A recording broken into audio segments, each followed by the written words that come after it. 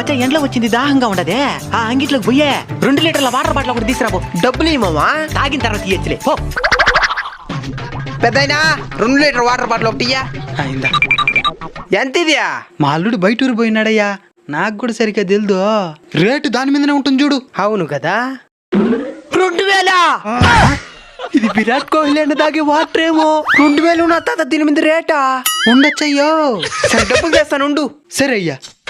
ఇందా మామా. అమ్మా ఎంత మచ్చా? 2000. వాటర్ బాటిల్ ఏంద్రా 2000?